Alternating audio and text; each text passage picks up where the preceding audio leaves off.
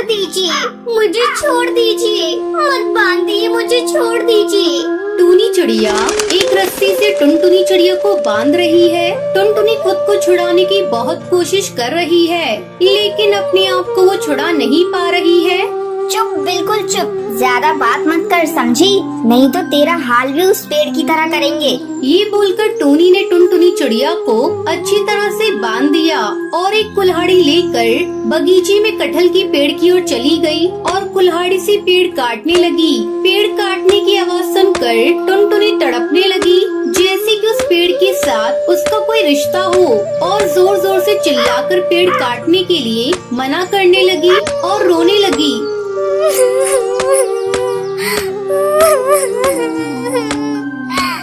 मत काटिए, मत काटिए उस कटहल की पेड़ को, मत काटिए, छोड़ दीजिए उस पेड़ को, मत काटिए।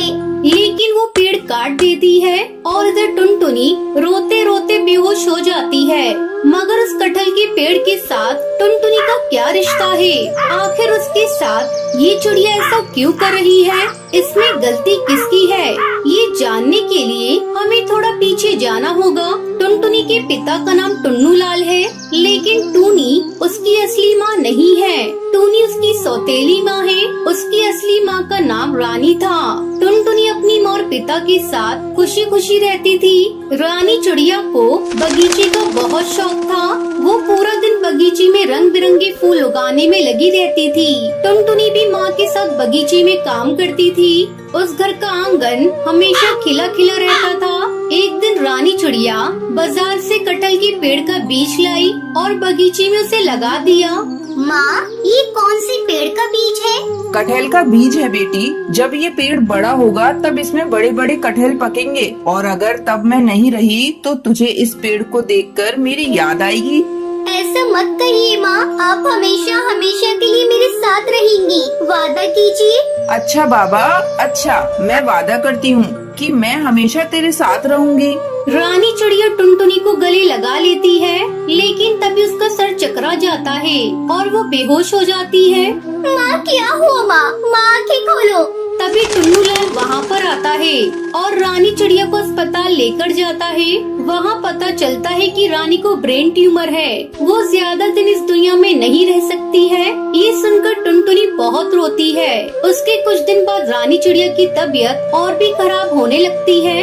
एक दिन वो तड़प रही होती है और टुनटुनी उसके पास खड़ी होकर कहती है, माँ, आपने तो वादा किया था कि आप मुझे छोड़कर नहीं जाएंगी, तो फिर क्यों जा रही हो माँ? मुझे भी ले चलो अपने साथ माँ, मत जाओ माँ, मत जाओ। ये सुनकर रानी चिड़िया मुस्कुराती हुई कहती है, मैं अपना वादा पूरा करूंगी बेटी, जरूर पूरा करूंगी। ये बोलते हुए रानी चिड़िया की आंखें बंद हो जाती है और रानी चिड़िया चल बसती है। टुनटुनी फूट फूट कर रोती है, मगर टुन्नू लाल नहीं रोता।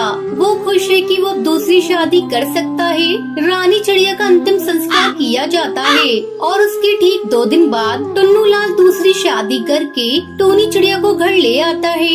ये क्या पिताजी, माँ को गए हुए 2 दिन भी नहीं हुए और आपने दूसरी शादी कर ली? ए, चुप रह समझी, मुझे तुझसे परमिशन लेकर कुछ करना पड़ेगा क्या? बाप रे, इतनी छोटी उम्र में इतनी बड़ी बड़ी बातें करती है तुम्हारी बेटी। इसे तो मैं अच्छे से सबक सिखाऊंगी। टुनटुनी को समझ आ जाता है कि अब इस घर में उसका जीना हराम होने वाला है। घर के आंगन में जो फूल थे वो मुरझा जाते हैं, पूरा बगीचा सूख जाता है। बस एक छोटा सा कटहल का पेड़ मिट्टी से निकलने लगता है और उसके बाद टुनटुनी के ऊपर सौतेली माँ टूनी का अत्याचार शुरू होता है और एक गलती होने पर टूनी चिड़िया टुनटुनी को बहुत मारती है। इतना भी नहीं सीखा करमचली, तेरी माँ ने कुछ नहीं सिखाया तुझे, ये ले। माँ, बचाओ, बचाओ माँ। टुनटुनी चिल्लाती तो रहती है, मगर चिल्लाकर कोई फायदा नहीं होता। कुछ ही बार टुन्नू लाल बीमार पड़ जाता है और उसका देहांत हो जाता है। ऐसे ही दिन बीतने लगते हैं। ए टुनटुनी, जा मेरा जूता साफ कर दे, मुझे बाजार जाना है, जा जल्दी कर, तू इसी काम के लायक है। ये सब सुनकर टुनटुनी को बहुत बुरा लगता है, लेकिन वो करे भी तो क्या करे। वो चुपचाप टूनी के जूते साफ कर देती है और उसके बाद टूनी चिड़िया बहुत सारे बर्तन और कपड़े लाकर उसके सामने रख देती है और जल्द से जल्द साफ करने के लिए कहती है। इतने सारे काम करते करते टुनटुनी थक जाती है और थोड़ा आराम लेने के लिए बगीचे में जाती है। वो कटहल का पेड़ अभी बहुत बड़ा हो गया है। टुनटुनी इसके नीचे बैठती है और रोती रहती है। माँ, आप कहाँ चली गई माँ? आप अगर होती तो मुझे ये दिन नहीं देखना पड़ता माँ। तभी वहाँ पर रानी चिड़िया की आवाज सुनाई देती है। बेटी, मैं तो यहीं पर हूँ बेटी। टुनटुनी चौंक जाती है। वो इधर उधर देखने लगती है। तभी वो आवाज फिर से सुनाई देती है। बेटी, इधर उधर मत देख, मैं इस पेड़ में ही हूँ। मैंने तुझसे वादा किया था ना कि मैं तुझे छोड़कर कहीं भी नहीं जाऊंगी, इसलिए मेरी आत्मा इस पेड़ के अंदर ही समा गई है। मैं इतने दिन से सब कुछ देख रही हूँ। टुनटुनी पेड़ को जकड़ लेती है। माँ, आप यहाँ हो, मेरी माँ। तू चिंता मत कर बेटी, आज से सब कुछ मैं कर दूंगी। जाकर देख, तेरा सारा काम खत्म हो गया है। टुनटुनी जाकर देखती है कि सारे बर्तन साफ हैं, सारे कपड़े धुले हुए हैं। टुनटुनी तभी सौतेली माँ के पास जाती है और कहती है कि सारा काम खत्म हो गया है। टूनी आश्चर्यचकित हो जाती है। इतनी जल्दी काम कैसे खत्म हो सकता है? ठीक है, अब खाना बना ले। टुनटुनी रसोई में जाती है और देखती है कि खाना भी बनकर तैयार है। ऐसे ही चुटकी में उसका सारा काम हो जाता है। ऐसे ही कुछ दिन बीत जाते हैं। मैं कुछ दिन से देख रही हूँ, ये टुनटुनी सभी काम इतनी जल्दी से कैसे कर रही है? टूनी चिड़िया टुनटुनी का पीछा करती है और देखती है कि टुनटुनी उस कटहल के पेड़ के पास जाकर पेड़ के साथ बातें कर रही है। इधर बर्तन और कपड़े अपने आप साफ हो जा रहे हैं। अच्छा, तो ये बात है। इसकी माँ तो सच में चुड़ैल निकली। और ये पेड़ ही सारी समस्या की जड़ है ना। मैं आज ही उस पेड़ को काट दूंगी। ये बोलकर टूनी चिड़िया टुनटुनी को पकड़कर लाती है और टुनटुनी को रस्सी से बांधने लगती है।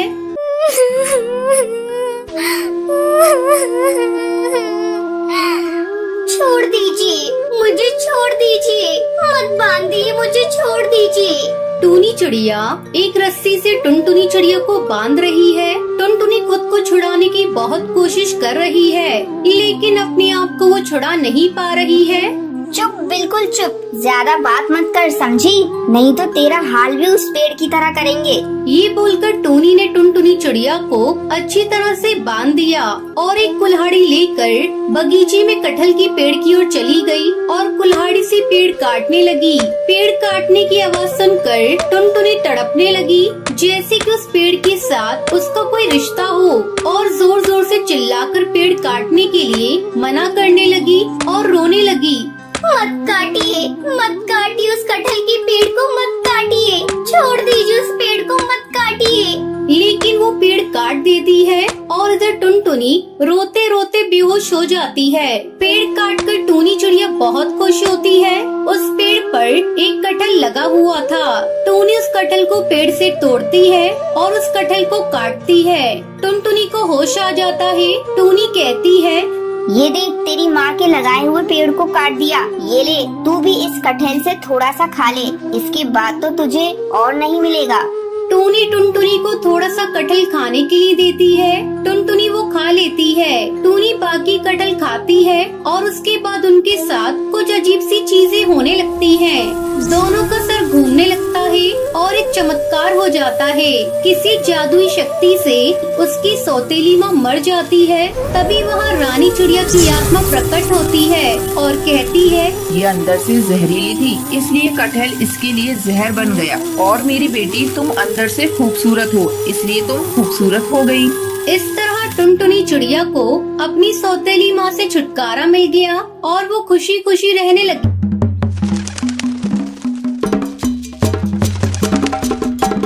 एक बार चिंटू चिड़ा दूसरे जंगल में अनाज लेने जाता है। वहाँ उसकी मुलाकात टुनटुनी नाम की चिड़िया से होती है। चिंटू चिड़ा टुनटुनी चिड़िया से शादी कर लेता है और उसे अपने घर लेकर आता है। चिंटू की माँ टूनी अपनी बहू टुनटुनी को देखकर बहुत ही खुश होती है। अरे वाह चिंटू, तू तो बहुरानी बहुत ही सुंदर लाया है। अगर मैं तुम्हारे भरोसे रहता तो तुम केवल घरेलू बहू ही ढूंढ कर लेकर आती। तो क्या कमबख्त इसे लाया है तो क्या ये घर के काम नहीं करेगी? माँ जी, आप ये कैसी बातें कर रही हैं? मैं आप सबकी सेवा करूँगी। बहू तुम्हारे ये सोने के जेवर कितने सुंदर हैं और तुमने कितना सारा जेवर पहन रखा है। लगता है तुम्हारे घर वाले बहुत ही ज्यादा अमीर हैं। हाँ माँ जी, वो तो है। मेरा मायका बहुत ही अमीर है। मेरे मम्मी पापा ने मुझसे एक बात कही है कि ससुराल जाने पर ये सारे जेवर अपनी सास को दे देना। ये सुनकर टोनी खुश हो जाती है। अरे चिंटू, तेरी बीवी तो सुंदर होने के साथ साथ समझदार भी है। थोड़ी देर बाद माँ जी, ये लीजिए मेरे सारे जेवर, इसे अब अपनी अलमीरा में रख लीजिए। ला दे, मैं इसे अच्छे से रख देती हूँ। टुनटुनी अपने सारे जेवर टूनी को दे देती है। अगले दिन जब टूनी सोकर उठती है तो वो देखती है कि उसके गले में गोल्ड चेन नहीं है। चिंटू, टुनटुनी इधर आओ जल्दी। क्या बात है माँ, सुबह सुबह किस बात के लिए शोर मचा रही हो?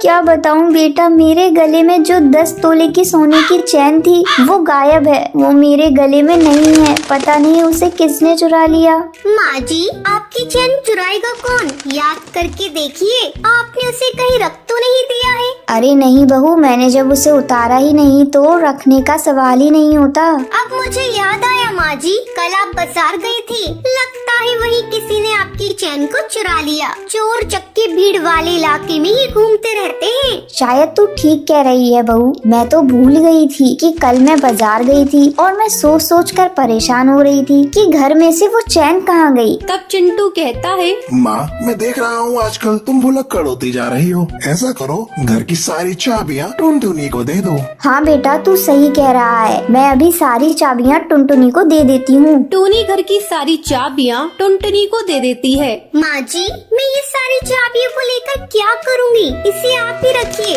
अरे नहीं बहू, इसे अब तू ही संभाल। देख रही है मेरी याददाश्त कमजोर होती जा रही है। इसी तरह कई महीने गुजर जाते हैं। टुनटुनी पूरे परिवार पर अपना विश्वास जमा लेती है। जब चिंटू एक सुबह अनाज बेचने के लिए जा रहा होता है तब उसे एक भी अनाज की बोरी नहीं मिलती। तब वो आकर अपनी माँ टोनी से पूछता है, माँ, आपने अनाज की बोरियां देखी हैं क्या? नहीं बेटा, मैंने तो नहीं देखा। बहू से पूछ ले, क्या पता उसी ने कहीं रख दिया हो। नहीं माँ, टुनटुनी को भी नहीं पता। तभी टुनटुनी वहाँ आती है। चिंटू, घर में सारा अनाज खत्म हो चुका है। आज ही मुझे शॉपिंग करने जाना था और आज ही आपकी अनाज की बोरियां भी खो गई। ये लो मेरा राशन कार्ड, तुम्हें जितनी शॉपिंग करनी है कर लेना। टुनटुनी राशन कार्ड पाकर बहुत ही खुश होती है और चिंटू अनाज लेने के लिए जंगल चला जाता है। अचानक जंगल में चिंटू के मोबाइल पर एक SMS आता है। वो घबराकर जल्दी से घर फोन लगाता है। तब टोनी बताती है, मैं तुम्हें अभी फोन करने वाली थी, किसी ने सारे जेवर चुरा लिए। माँ, ये टुनटुनी का काम है। उसने मेरे अनाज बैंक से सारा अनाज खाली कर दिया है। मैं अभी उसकी पुलिस कंप्लेंट करने जा रहा हूँ। चिंटू पुलिस स्टेशन जाता है। वहाँ कालू इंस्पेक्टर को अपनी लुटेरी बहू के बारे में बताता है। कुछ ही दिनों में लुटेरी चिड़िया गिरफ्तार हो जाती है। दोस्तों, आज के लक्की विनर्स के नाम ये रहे आपकी स्क्रीन पर। आज का सवाल ये है, चिंटू चिड़ा अपना राशन कार्ड किसे देता है? अगर आपको पता है तो आप हमें कमेंट करके जरूर बताएं। लक्की विनर के नाम कल की वीडियो में दिखाए जाएंगे। अगर आपको ये वीडियो पसंद आई हो तो इसे लाइक और ऐसी कहानियाँ देखने के लिए मेरे चैनल को सब्सक्राइब करना न भूलें। मनाली में एक बहुत बड़ा गांव था। उस गांव में टूनी चिड़िया अपने पति कालू कौवे के साथ रहती थी। टूनी चिड़िया की एक बेटी और एक बेटा था। बेटी का नाम पिंकी और बेटे का नाम उसने गोलू रखा था। दोनों बच्चे स्कूल में पढ़ते थे। कालू कौआ एक होटल में खाना बनाने का काम करता था। एक दिन जब वो सोकर उठा तो जोर जोर से चिल्लाने लगा, टूनी, अरे ओ टूनी, ये देख मुझे क्या हो गया, मेरे तो पैर ही काम नहीं कर रहे हैं। कालू कौवे की चिल्लाने की आवाज सुनकर टूनी चिड़िया वहाँ आती है। क्या हुआ जी? सुबह सुबह शोर क्यों मचाने लगी? मुझे बहुत काम करने हैं, जल्दी बोलो क्या बात है? टूनी, ये देख, मेरे पैरों ने काम करना बंद कर दिया है। ऐसा कैसे हो सकता है? रात में तो सब कुछ ठीक ही था। इतना कहकर टूनी चिड़िया अपने काम में लग जाती है। इस तरह कई दिन गुजर जाते हैं, लेकिन कालू कौवे की हालत में कोई सुधार नहीं होता। सुनो जी, घर का सारा राशन खत्म हो गया है और तुम भी बिस्तर पर पड़े हो। मैं सोच रही हूँ मैं तुम्हारी जगह होटल में जाकर काम करूँ। इससे घर में 2 पैसे भी आएंगे, बच्चों का पेट भी भरेगा और तुम्हारी दवाइयाँ भी आएंगी।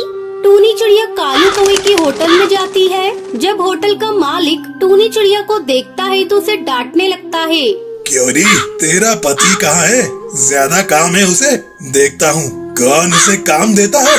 मालिक, ऐसी कोई बात नहीं। मेरे पति के पैरों ने काम करना बंद कर दिया है, इसलिए उनकी जगह मैं काम करने आई हूँ।